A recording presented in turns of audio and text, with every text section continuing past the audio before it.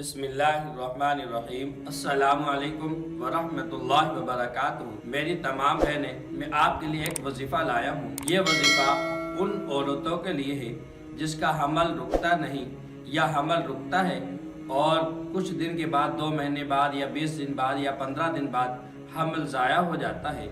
ये उन औरतों के लिए है, जब आप यकीन के साथ करेंगे तो अल्लाह तआला आपके घर में ज़रूर बेटे जैसी दौलत अता फरमाएंगे। और फिर दूसरी तरफ, जब आपके पेट में बच्चा होता है तो ज़ाहिर बात है, जब आप डॉक्टर के पास जाती हैं तो डॉक्टर आपको कहता है कि आप आराम करें, यूं करें, फलां करें, आपका ऑपरेशन होगा। और देखें कि 100 में से 95% का औरतों का जो है ना ऑपरेशन होता है, सिर्फ 5 या 3% जो होता है जिनका बच्चा आसानी से पैदा हो जाता है। इस वजीफे की बरकत से अल्लाह ताला आपका हमल भी ज़ाया नहीं होगा और दूसरी बात, बच्चा भी तंदुरुस्त पैदा होगा और आप ऑपरेशन से भी बचेंगे।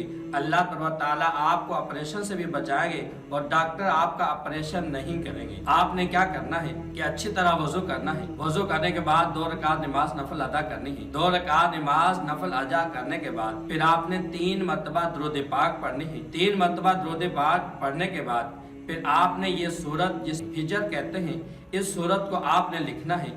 लिखने के बाद फिर आपने 3 मरतबा फिर दुरूद पाक पढ़ना है और इसे लपेटते जाएं और दुरूद पाक पढ़ते जाएं, यानी तावीज़ की शक्ल में बना लें। और तावीज़ की शक्ल में बनाकर आप इस तावीज़ को लपेट कर सीधी बाजू पर बांध दें जब तक आपका बच्चा पैदा नहीं होता।